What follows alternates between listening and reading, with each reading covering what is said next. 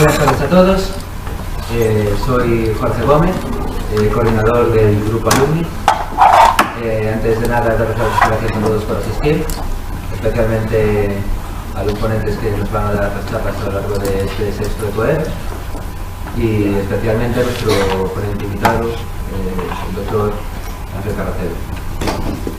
Para iniciar la serie de charlas, antes de nada, Pablo Fernández, del Colegio de Biólogos, nos va a dar unas palabras en nombre de la web como parte del comité organizador de la Olimpiada Española de Biología, que se celebrará la semana que viene en Vigo.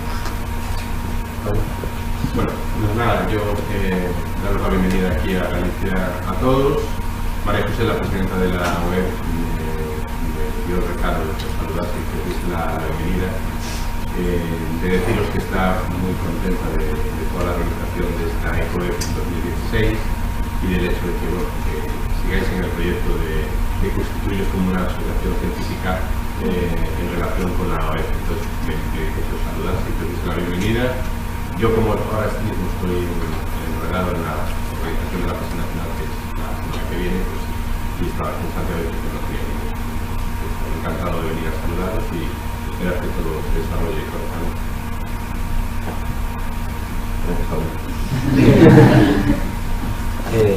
Tiene la palabra el doctor Ángel Carracero, director del Instituto de Medicina Legal de Santiago. Entre un larguísimo currículum que he sido completamente incapaz de memorizar, que podéis consultar en la primera página del libro del Congreso. Y Ángel. Estoy encantado. Lo vais a ver desde aquí, porque a mí me gusta estar pegadito a la gente. Yo me voy para abajo, sí, yo me voy para abajo. Es que llevo un día complicado, entonces a lo mejor que me siento aquí. Pero eso que nunca me he sentado. Pero bueno, deciros que un placer muy grande estar con vosotros. Que ojalá que echéis adelante esta asociación que queréis montar alrededor de la Olimpiada. Que veo caras de alumnos de medicina y sé que hay también mucha gente que sabe lo que es. No se me ve. ¿Qué me pedís con esto? Vale, porque además iré perdiendo poquito a poquito, porque me tuve que levantar a las 4:30, entonces estoy como... si me quedo así dormido, así me regazo de alguien que no se extrae. Y veo que hay gente de medicina, gente de biología, imagino que sois la mayor parte. Sé que hay gente de matemáticas, porque algunos nos viene a visitar, y gente de alguna otra cosa. Bueno, esto está bien porque me recuerda a mi grupo, del que sabes que estoy muy orgulloso, que es un grupo grande de gente que vivimos de la genómica, sobre todo de aplicarla, y también de investigar. Hacemos aplicación de la genética a todo lo humano. O sea, tenemos genómica humana. Parte de la parte clínica, parte de la parte forense, la parte más pequeña, pero de la que os voy a hablar más, porque todo lo que me dijeron os contar, esos chicos de ganas. Y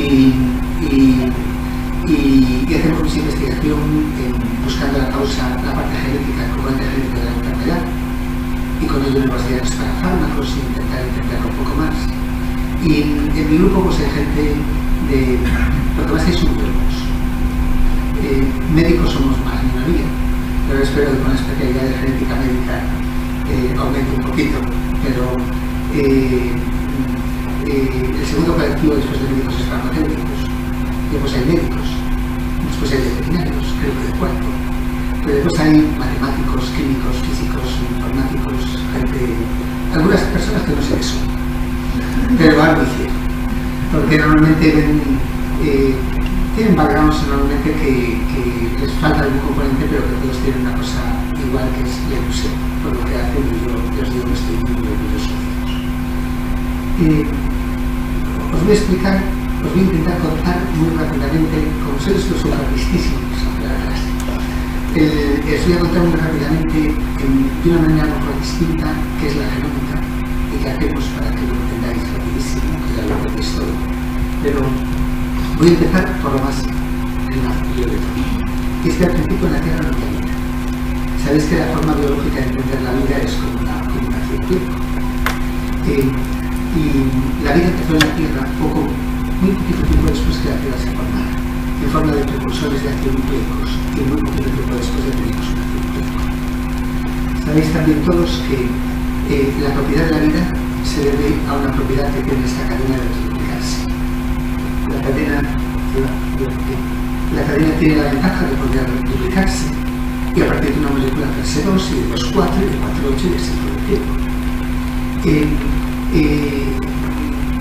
A los que siempre me gusta mucho entender la genética o ver la genética como un libro de instrucciones de cualquier organismo, que lo define. Ahí están las instrucciones de absolutamente todo. Lo que define la vida de cada especie y de cada individuo, y lo que define también nuestra individualidad. Y como sabéis, los genomas de cada especie son libros relativamente grandes en volumen. El genoma humano son 3.300 millones de pares y bases, que es una información bastante importante. La molécula se dividía, y se apareció. Aparecieron los primeros organismos unicelulares, aparecieron los organismos pluricelulares, y ya en los organismos unicelulares por un motivo, pero en los pluricelulares por uno muy obvio, el libro de la vida tuvo que diseñar algunos genes, o sea que son las instrucciones. Os adelanto que el genoma humano tiene 20.000, un poquito menos de lo que se esperaba. Siempre se fue reduciendo históricamente el número hasta los 20.000 estimados actuales. Pues tuvo que programar algunos genes que programaran la muerte celular. El motivo es obvio. En los organismos pluricelulares más difícil de entender el porqué biológico de los unicelulares. Pero en los pluricelulares es obvio, porque si vuestras células no se muriesen, vuestro cerebro, de esta media edad de aquí, actualmente pesaría unos 400 kilos. Y vuestros intestinos pasarían de 600 kilómetros. Entonces la apoptosis, la muerte celular, está muy cuidadosamente programada para hacer una instrucción fundamental. Y siguiendo lo que llamamos técnicamente vías extrínsecas e intrínsecas, está definida por una serie de instrucciones, por una serie de genes. Viene a decir una vía: célula, estás muy dañada, tienes que ir muriendo. Otro gen se activa entonces y dice: célula, muérete ya que te he hecho fuego. Y otro dice: célula, muérete ya. Otro dice: célula, que tiene muchos años. Célula, te va a tocar. Célula, muere y pasa para afuera. Esto es la apoptosis. Cuando falla algún gen relacionado con la apoptosis, cuando la primera instrucción que falla es muerte celular, esto lo llamamos cáncer. Del que os hablaré dentro de poco, que a fin de cuentas te mata. Por lo tanto, un primer mensaje es que la muerte es consustancial a la vida. Es un mensaje bastante interesante, lógicamente. El segundo que tuvo que programar fue la variabilidad, la mutación. Era importante que de hijos a padres, de padres a hijos, en cada división celular algo cambiara. Está programado todo para que de cada unos cientos de millones de pares de bases de padres a hijos se produzca una mutación, alguna base o un grupo de letras o una página del libro. ¿Y esto por qué? Bueno, es muy fácil de entender. Si una especie, si fuéramos todos iguales, aparte que la vida sería muy aburrida, viene un cambio climático, viene un virus y mata a los individuos de una especie. Las especies tienen que tener diversidad. Nos estamos enfrentando y conviviendo todo el tiempo con patógenos, enfrentando a xenobióticos, y entonces tenemos que tener variabilidad para poder vivir. Y esto es por lo que se exige la mutación. La mutación fue el motor y es el motor de la reproducción. Y es el que ocasiona la diversidad que veis en los seres humanos también. Diversidad que es una diversidad relativamente escasa, porque la especie humana es una especie muy nueva. Tenemos nada más que 150.000 años. Y digamos que en esta historia de la vida de la Tierra que os estoy contando sería algo menos que un minuto. Por lo tanto, llevamos aquí muy poquito tiempo y hemos acumulado relativamente poca variación. Variaciones que son más individuales que otra cosa y que a veces nos dan una falsa apariencia de diversidad cuando es muy escasa. Por ejemplo, dos chinos son más distintos entre ellos que dos europeos, genética y físicamente, aunque no nos parezca. Esto tiene que ver con las cosas psicológicas, como es el comportamiento social y el reconocimiento de los hijos y las chicas. Y procrear. Básicamente estamos diseñados así, por eso nos distinguimos mejor. Con la mutación es el motor de la evolución y es la fuente de la realidad, pero también es la causa básica de la enfermedad. No toda la mutación es favorable. Las mutaciones también pueden ser desfavorables y pueden ser desfavorables en su interacción con el ambiente.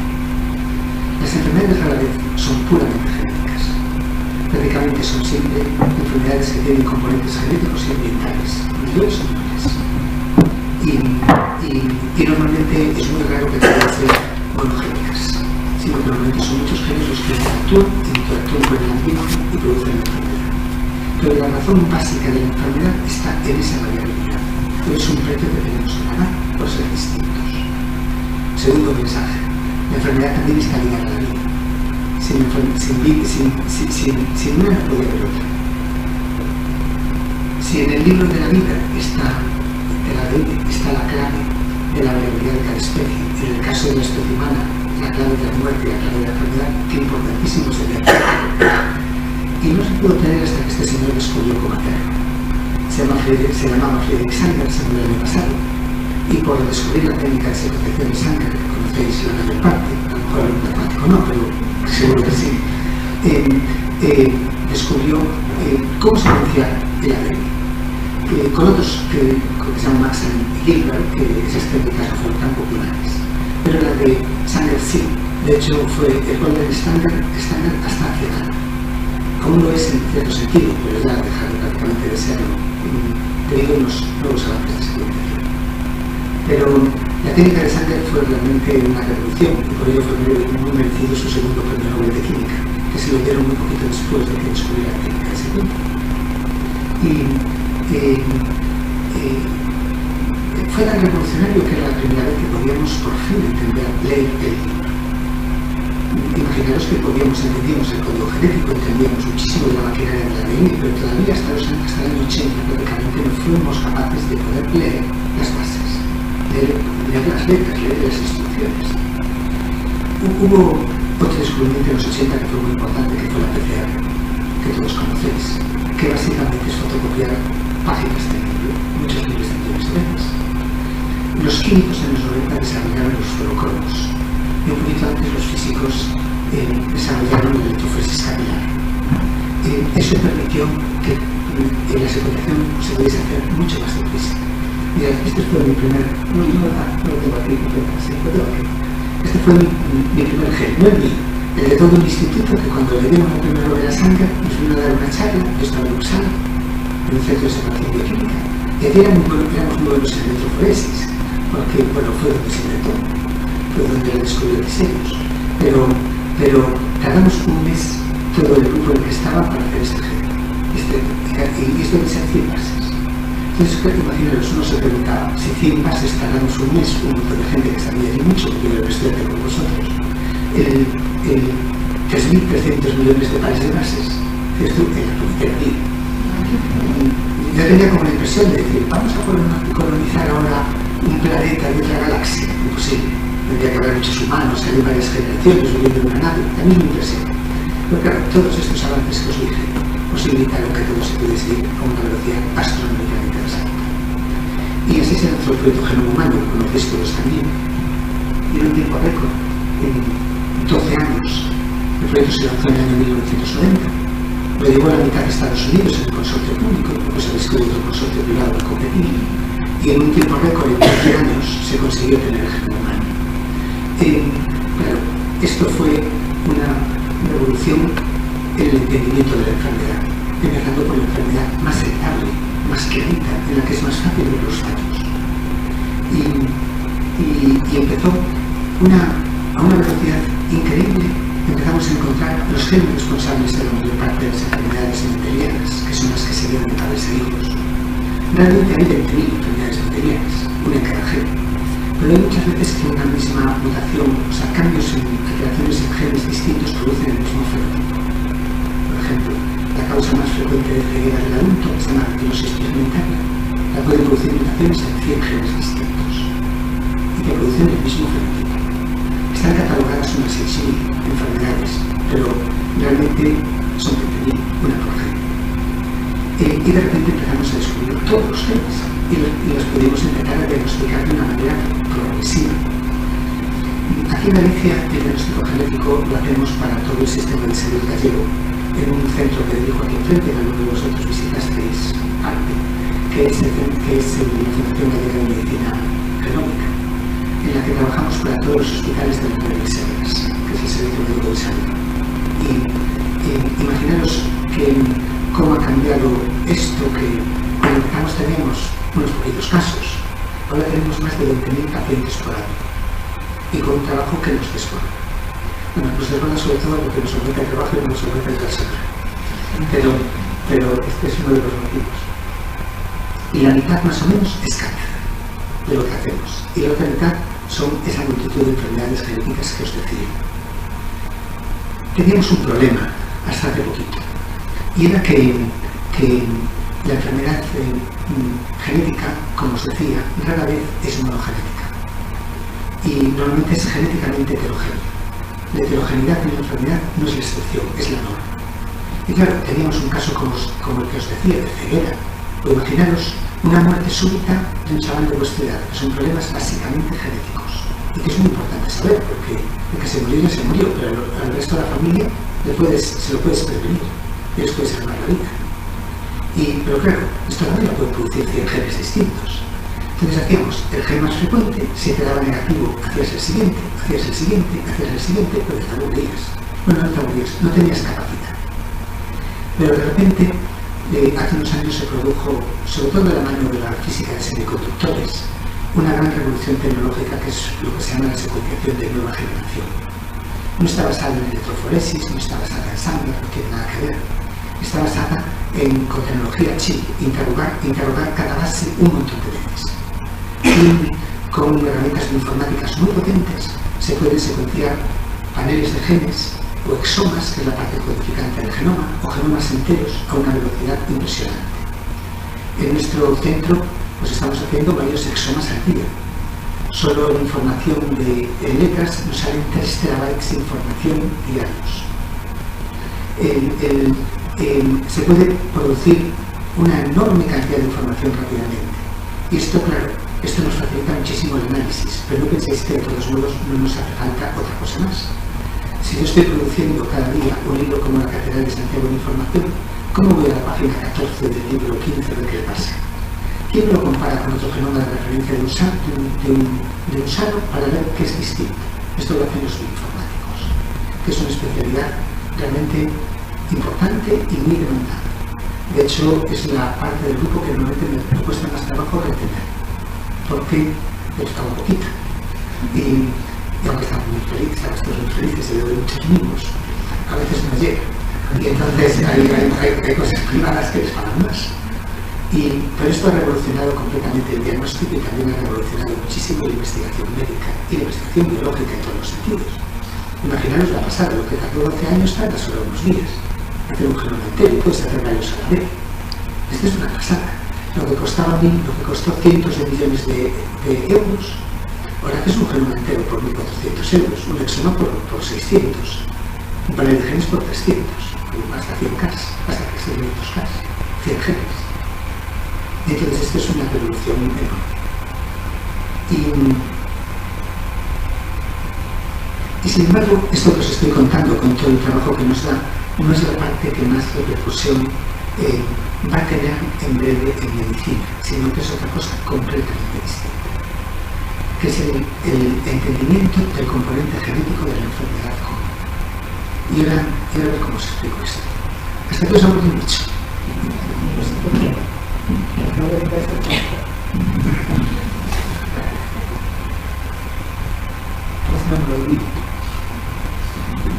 A ver si no me lo olvido, que estoy súper, que esto es lo típico, y después en casa me matan. ¡Otro más! ¡Te lo compras tú!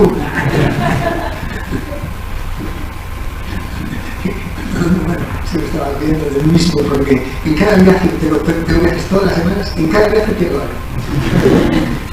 Y mira que miro la habitación, es que me quedará esta vez siempre, y también, que me también, pero tengo disculpas, que me levanté a las 4 de la mañana y estaba dormido. Pero bueno, mira, a ver cómo os explico esto. Uno de los problemas grandes que tenemos en medicina es que nuestros tratamientos son limitados. Si os digo cuál es la eficacia media de un producto farmacéutico, seguramente pensáis mayor que es más de lo que es. La eficacia media está alrededor del 55%. Me diréis, entonces el 45% restante de lo que nos dan no sirve para nada, efectivamente. Pero este es un gran cambio, porque hace un siglo, hasta que empezaron las sulfamidas y los antibióticos, nuestra eficacia terapéutica era el 0%. Quiere decir que hemos evolucionado muchísimo y se sabe, muchas vidas aumentó, que es eso nuestra esperanza de vida. Pero claro, estamos muy limitados. También otra cosa que igual no sabéis, que lo que damos también hace bastante daño que compense en términos de supervivencia. Porque sabéis que se muere más gente por reacciones adversas a fármacos que por accidentes de tráfico. Esto igual está entre la cuarta y sexta causa de muerte en todos los países desarrollados. Claro, tenemos un problema en la vida. Esto nos gustaría mejorarlo. A la industria farmacéutica no le preocupa tanto los efectos secundarios como si le preocupa la falta de eficacia. ¿Por qué? Porque hemos alcanzado un plató que es muy difícil de subir. Antes, cuando se desarrollaba un fármaco, sabéis que los fármacos los aprueban agencias reguladoras. En Estados Unidos se llama FDA y en la europea se llama EMA, Agencia Europea de Medicamentos. Y solo te aprueban un fármaco cuando es más eficaz o menos tóxico que lo que hay en el mercado. Y antes un fármaco se caía y cuesta muchísimo desarrollarlo. Antes los fármacos se caían por problemas de toxicidad y por problemas de farmacocinética. Pero ahora los químicos son ultraligeros, le quitan la toxicidad con facilidad. Pero ahora se caen en cambio por falta de eficacia. No te van a probar una cosa que no sea más eficaz que lo que hay. Y tú llegas a fase 4 y de repente te encuentras con que es igual que lo que hay y no lo prueban. Este es un problema. ¿Y por qué tienen este problema de eficacia? Pues lo vais a entender muy bien. Y es por nuestro propio concepto de enfermedad. Si ahora os digo a vosotros, la fiebre es un síntoma o una enfermedad, ¿qué me decís? Y os digo la hipertensión, la diabetes, la esquizofrenia, la artritis, ¿qué me decís? ¿Dónde te tienen los realidad? Los de medicina también. Los de medicina a lo mejor dirían un síntoma. Es un eufemismo parecido a encuentran enfermedades metidas debajo de un paraguas y tal. Tanto tengo, otro eufemismo cualquiera. Diréis, ¿y esto no nos está engañando? La respuesta es sí. Porque la fiebre es que te aumenta la temperatura, la hipertensión es que te aumenta la tensión, la diabetes es que te aumenta el azúcar en sangre, la glucosa en sangre. Son todos signos físicos. La artritis que te he dicho una cosa. O psicológicos, la diabetes, digo la esquizofrenia, que es una alucinación. No es que son signos, que son síntomas. ¿Por qué le llamamos entonces a la fiebre síntoma en nuestro lenguaje cotidiano? Porque por una vez, rara vez en medicina, sabemos que es a veces la causa de una infección.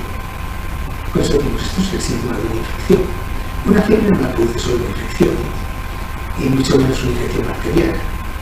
La puede producir un traumatismo, la puede producir una reacción alérgica, la puede producir una esquizofrenia, producir hipertermias malignas biológicas. Pero si tú tratas todas las fiebres, puedes tratarlas o sintomáticamente con un antitérmico, pero como tenga una infección, la cara. O la puedes tratar con un antibiótico, si la tratas como si fuera una enfermedad, pero entonces su eficacia terapéutica sería un 25%. Solo valdría para aquellas fiebres que tienen de causa una infección bacteriana que le va a salir ese antibiótico. ¿Lo entendéis? En la medicina el problema es que no sabemos las causas. Entonces, o tratamos sintomáticamente, o cuando intentamos tratar para las causas, tratamos para un subgrupo. Porque en realidad lo que estamos llamando es un síntoma de muchas cosas que puede producir algo. No hay una esquizofrenia, hay esquizofrenias. No hay una artritis, hay 20.000 artritis. No hay un cáncer de colon, hay 200 cánceres de colon. Este es el problema. Claro, si fuésemos capaces de subclasificar la enfermedad en sus causas y encontrarlas, o mejor, si fuéramos capaces además de eso de saber si un fármaco le va bien un tipo y otro no, porque tiene estos efectos secundarios, ¿cómo abarcaríamos? La enfermedad es heterogénea y nosotros somos distintos. La causa de todo, por lo tanto, la tiene básicamente la variación. Y es lo que tenemos que tratar de buscar primariamente. La variación, hasta aquí lo habéis seguido todos bien. La La variación la podemos encontrar a nivel somático o a nivel germinal. Somos distintos. Por lo tanto, tenemos predisposición distinta para las enfermedades y reaccionamos distintos a los fármacos. Pero también muchas enfermedades en nosotros es somáticamente distinto. La variación somática de la enfermedad la entendemos poco, excepto en el cáncer, que seguramente lo que más ha progresado con mucha diferencia estos últimos 10 años, gracias a esfuerzos enormes para entender la variación somática. Se han desarrollado varios proyectos internacionales del cáncer, de los cuales los más importantes son los que veis aquí, que es el Atlas del Genoma del Cáncer y el Consorcio Internacional del Genoma del Cáncer, que es un consorcio como si fuese el proyecto Genoma Humano, que participaron varios países y entre ellos sí que participó esta vez España, que cada país cogió un tumor. Bueno, Estados Unidos cogió una docena de tumores, como pasó con el proyecto Genoma Humano, y España escogió o le dieron la leucemia linfocítica crónica, que es un consorcio que trabajamos varios grupos y que está dirigido por Carlos López y Díaz Campos, y que se trataba de, en este proyecto internacional de genoma del cáncer, se trataba de, utilizando estas técnicas masivas de secuenciación, que te permiten además de hacer genómica y transcriptómica, o sea, mirar también el ARN, analizarlos masivamente, a ver qué les pasa. Y esto, la verdad, que nos ha permitido encontrar, ver todo lo que es el panorama tremendo de la mutación somática del cáncer. Los cánceres, como os digo, empiezan casi siempre con mutaciones en genes de muerte celular. Pero poco a poco van acumulando otras mutaciones en otros muchos genes. Genes que tienen que ver a veces con la adherencia, genes que tienen que ver con la migración. Hay cánceres que resultan más unas cosas y cánceres que resultan más otras. Hay cánceres que alcanzan un número enorme de mutaciones en poco tiempo. Por ejemplo, un melanoma tiene más de 100.000 mutaciones de media. Entonces son imparables, porque no hay quien les pare todas las cosas que están haciendo de la mano. Y la identificación de la variación en cáncer nos está permitiendo conocer para cada cáncer lo que son lo que llamamos las drivers mutations, por dónde se originan somáticamente. Y también que a veces es muy distinto. Una vez en materia de los estudios de la leucemia linfocítica crónica, estos son las drivers mutations principales, que hay un gen, sobre todo, que no se conocía hasta el trabajo de nuestro consorcio que se llama Notch1.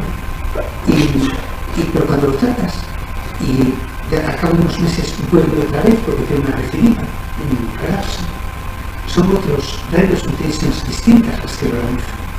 Y tú conociendo esto puedes empezar a bloquear cada cosa, con anticuerpos monoclonales, o con ideas, o con moléculas, y así el cáncer está siendo cada vez más tratado.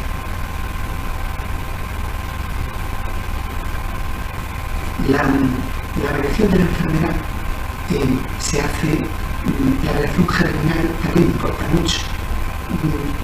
Yo, porque me da, por ejemplo, por ser medio TDAH y estoy siempre hiperactivo, y esto es bastante claro, y además con déficit de concentración también, y otros no, porque algunos tiene esquizofrenia y otros no, porque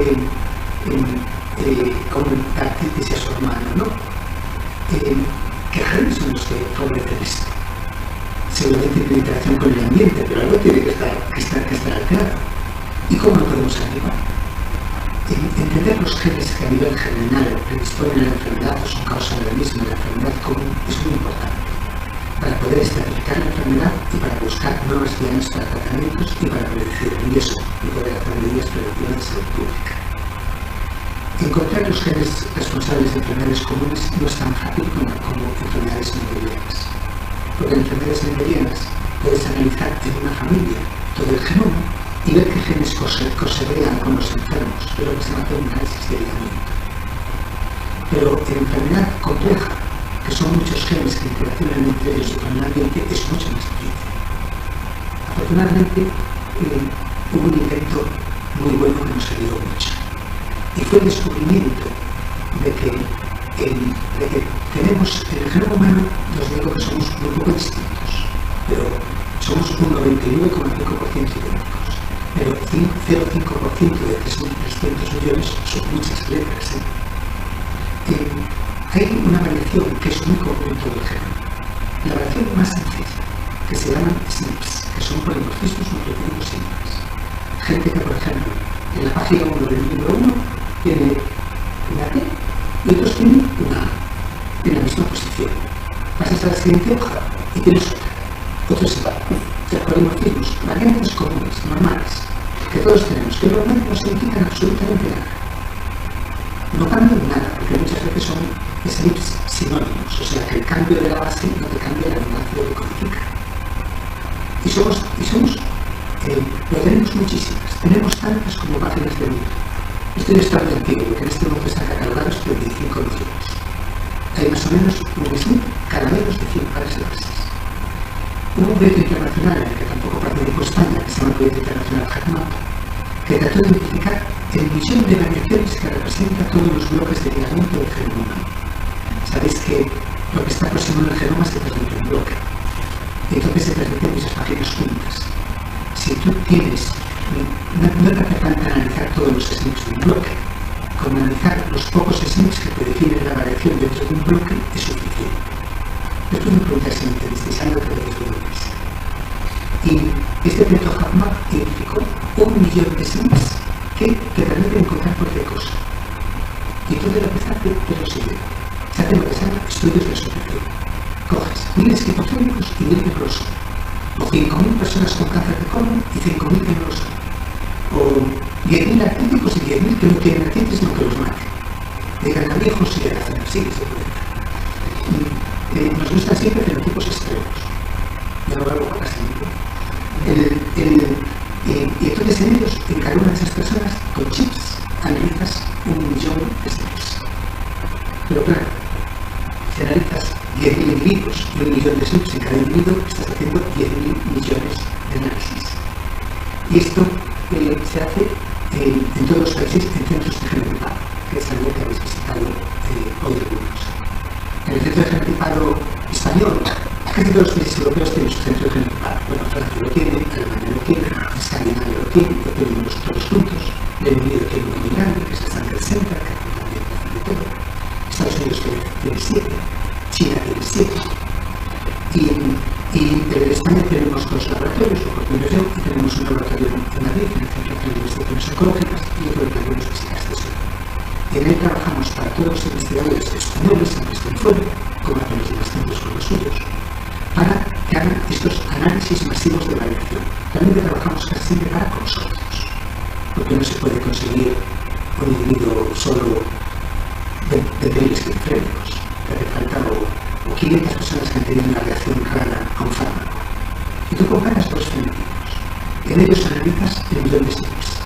Y si está arborizado los genes, que está mucho, encuentras los genes que están asociados, porque las letras van a ser distintas el uno y otro, y a través de las letras, la letra no es la causal, pero sabes que en este bloque de páginas hay algún gen que tiene que ver con esto. ¿Lo entendisteis también bien? Y así se están encontrando genes responsables de todas las enfermedades. Y se está empezando a entender y se está empezando a estratificar. Se han encontrado miles de genes responsables de cada enfermedad común. Y esto es un poquito cómo se hace. Estos son el millón de slips. Para esto necesitamos a los matemáticos urgentemente siempre. Porque los análisis son muy potentes y tienes que corregir. Estos son el millón de slips. Esto es comparar los casos y controles. Y veis aquí que los slips son muy distintos en casos y controles. Este es el valor de P. Esto es D elevado a 10 a menos 24. No sabéis que pone muchas veces significativo, que es menor que P, que C, que menos 0,05. Eso es una contención. Para nosotros hoy día, esto lo puedes hacer, pero para publicar en Top Journal, ¿sabéis cuánto nos exige? Que el valor de P sea inferior a 5 por 10 a menos 8. Es también otra convención. Pero es porque muchas veces hemos generado tanto ruido con las asociaciones que no eran ciertas, que ahora, aunque esto no tenga ninguna lógica, exigen un valor de P después de corregir por una cosa que se llama un Ferroni, que corrige para comparaciones múltiples. Un valor de P que significa más o menos que le corten la cabeza sin cuestión. Te pueden dejar cortar la cabeza.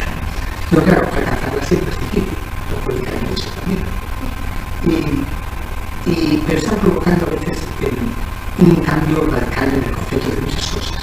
Por ejemplo, este es un trabajo de un consorcio en el que participamos,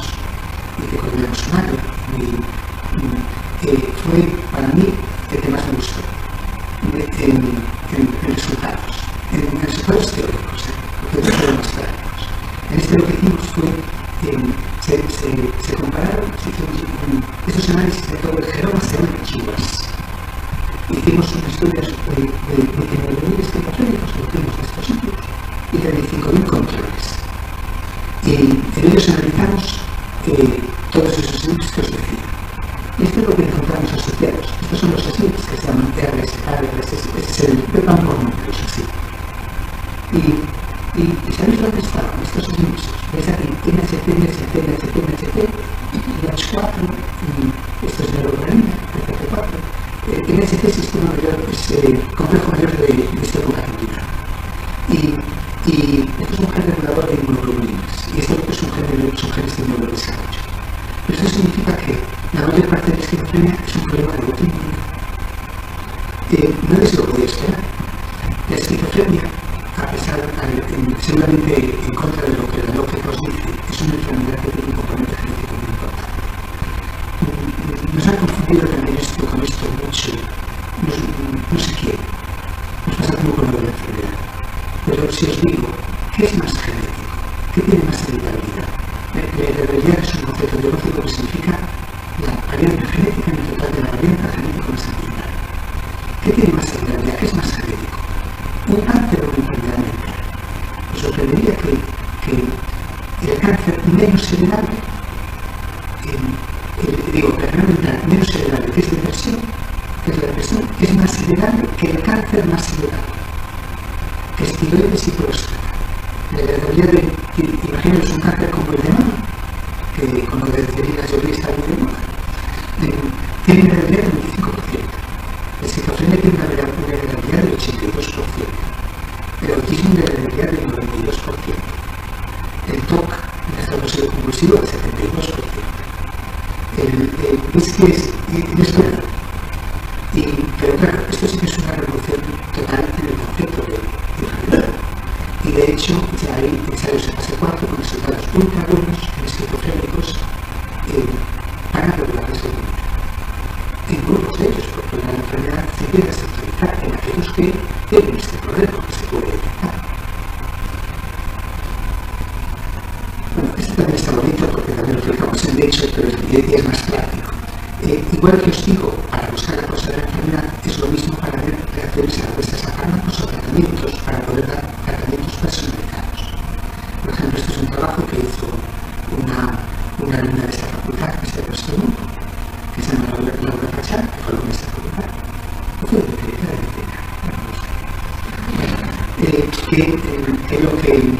un trabajo que hicimos, que lo que cogimos es, había mucha gente que cuando le daban radioterapia, para el cáncer de próstata o cualquier cosa, hace una cosa que se llama radiotoxicidad y se muere. Más vale no darse, radioterapia, o sea, que se van a morir. Y entonces, con 700 casos, vimos que un gen, estos son todos SNPs, un gen que se llama TAL1, permite completamente la toxicidad. Y de hecho es un biomarcador hoy día obligatorio para la Agencia Europea del Medicamento, que antes de dar radiaciones, radioterapia, tienes que hacer este marcador para ser asignator de toxicidad. Y la secuenciación de nueva generación nos está cambiando también los planteamientos para entender la enfermedad. Son estudios más caros, porque un estudio de GWAS lo puedes hacer casi en día por 25 o 30 euros por chip. Y un estudio del examen entero todavía te vale 800. Pero cuando un millonario americano, que es el caso de este trabajo que os voy a enseñar, lo paga, produce avances muy importantes. Este es un trabajo que también publicamos en Nature, en el que se secuenciaron, no me acuerdo cuántos chicos autistas, pero casi 4.000 casos de autismo y 10.000 niños no autistas.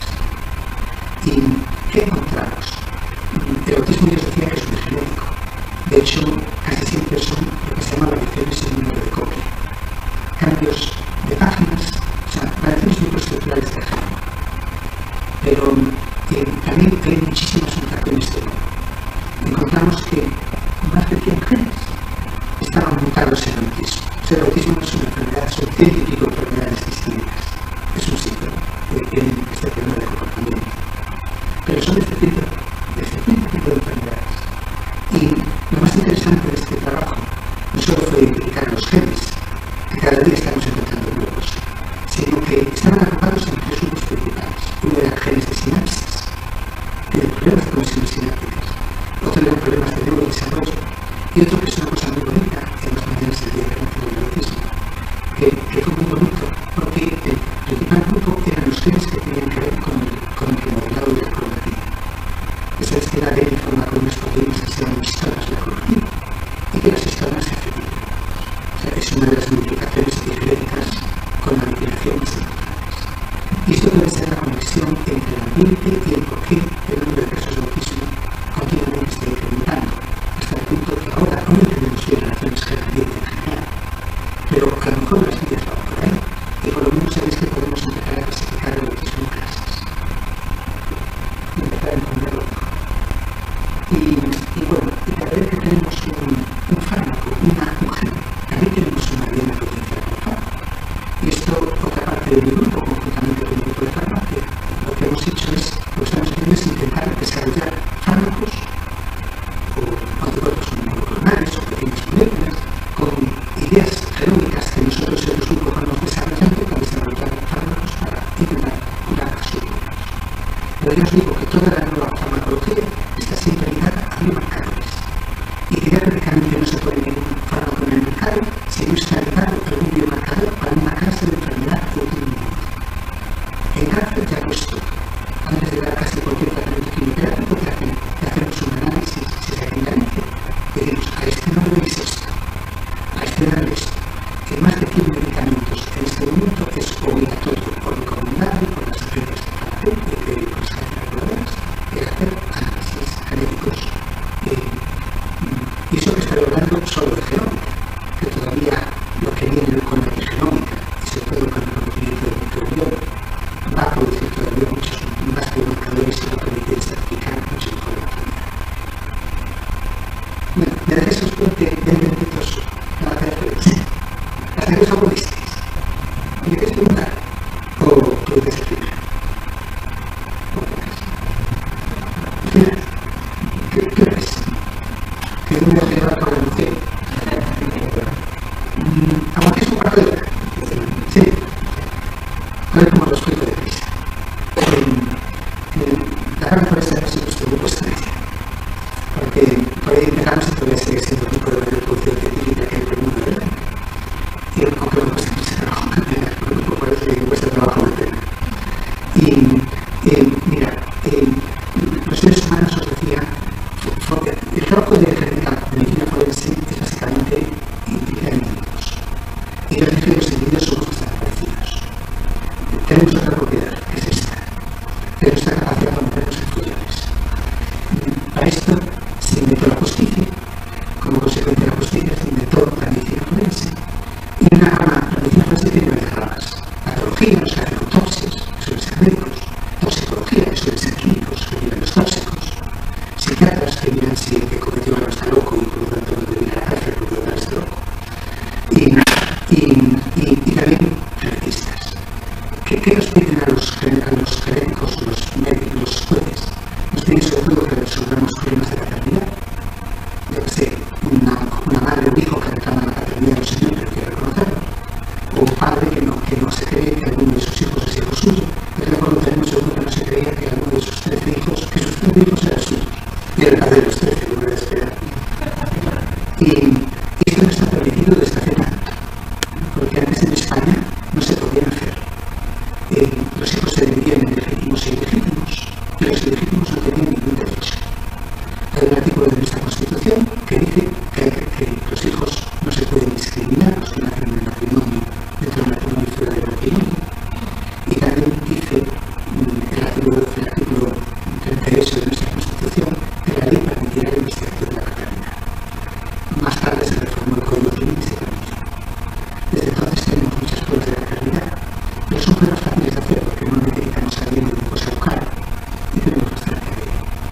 Hay algunas paternidades que se hacen en restos óseos que son un poquito más complicadas, pero no son, en general no son complicadas. Más trabajo nos lo da lo que es la criminalística biológica, o sea, ese incluido manchas de sangre, esperma, pelo, saliva, chicles que aparecen en un sitio, cualquier porcada biológica que aparece en un lugar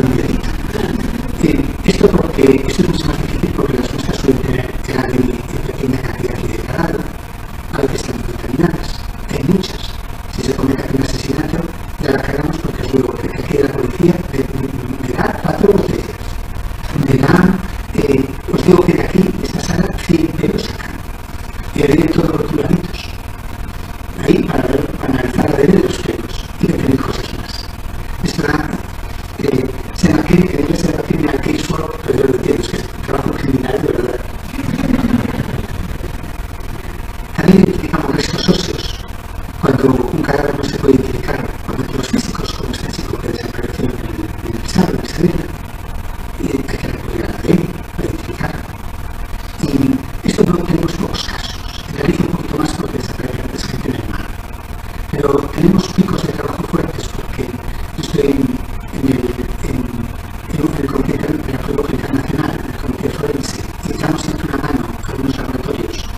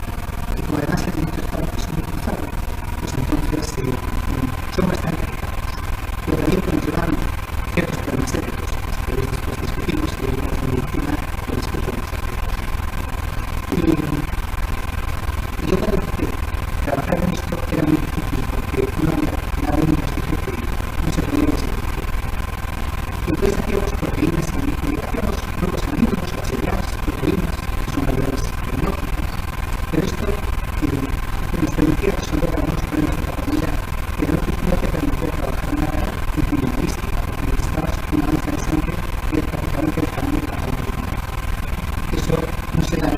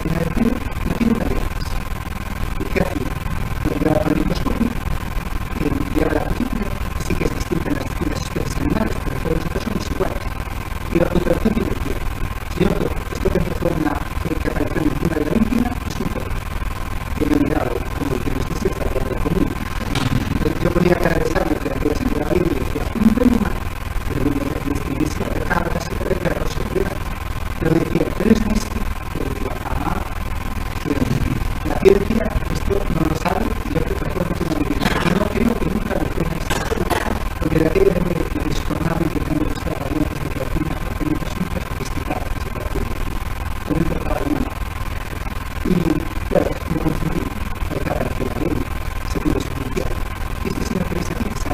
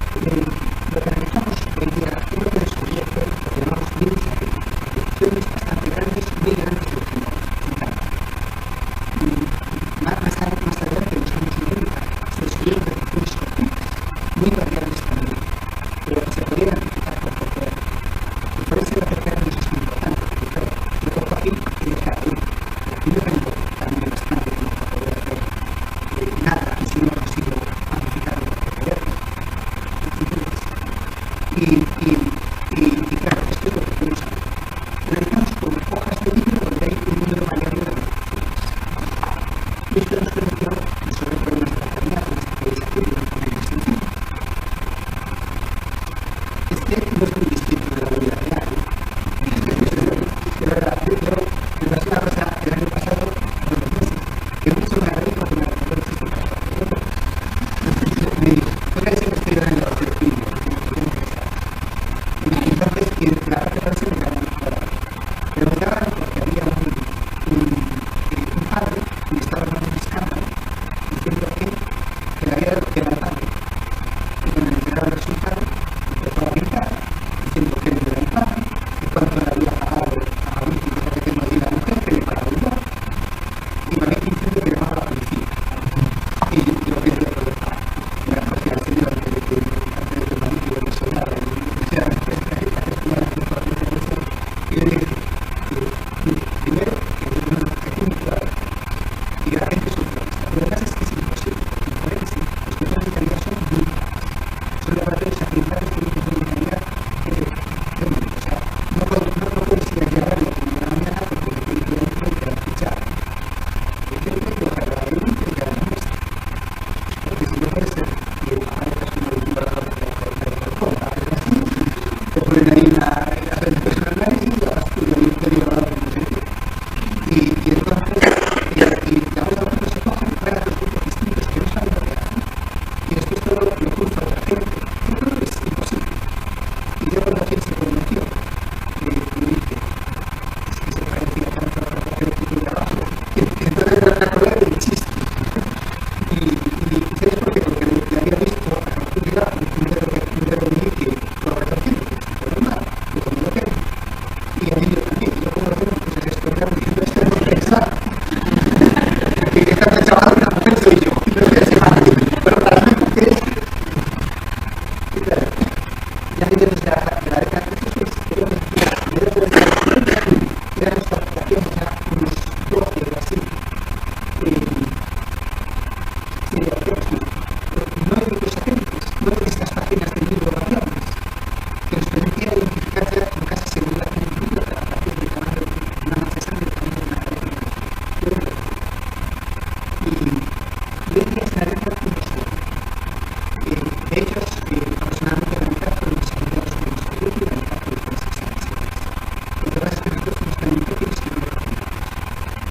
Yo no creo ir a fondo salir de seguimos sin patentar calidad, pero esto sí como un cambio estratégico que se lleva repitiendo realmente un bastante que dice ahora.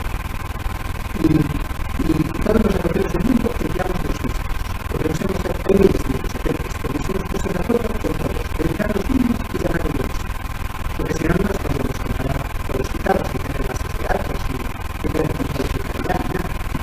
Eso se llama estandarizado. Y esto es como se trabaja con luces por la manera de laboratorio público, y esto es como se trabaja en el laboratorio forense que tiene que estar siempre en condiciones de prácticamente certificada a toda presión. Para ustedes tenemos un problema. Ustedes no tienen una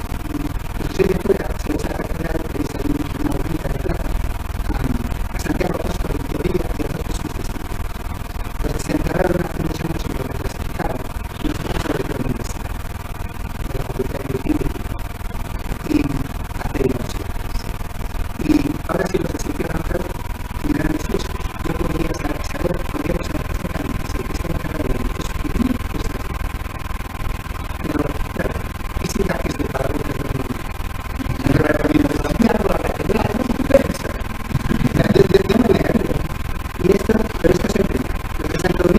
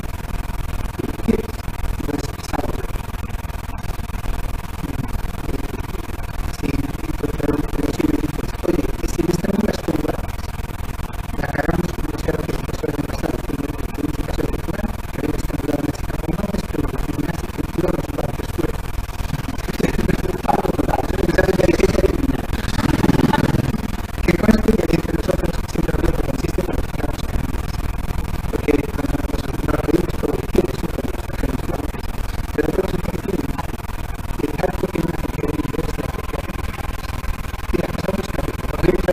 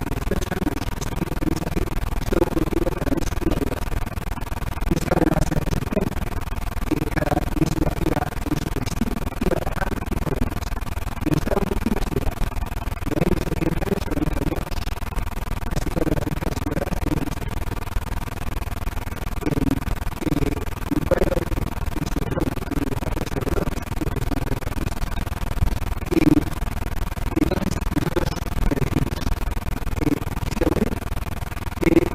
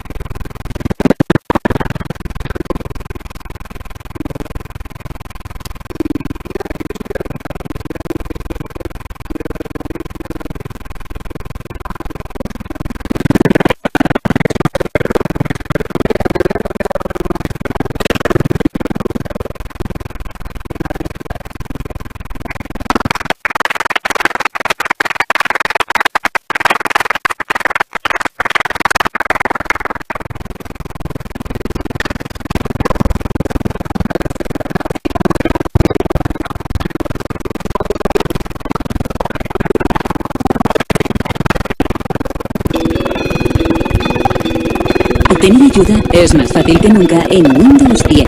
El cuadro de búsqueda aquí en la esquina inferior izquierda te ayuda a encontrar información sobre cómo usar Windows. También busca en la web, tu PC, documentos y archivos y aplicaciones. Escribe cualquier cosa con la que necesites ayuda para obtener instrucciones y vídeos de Microsoft.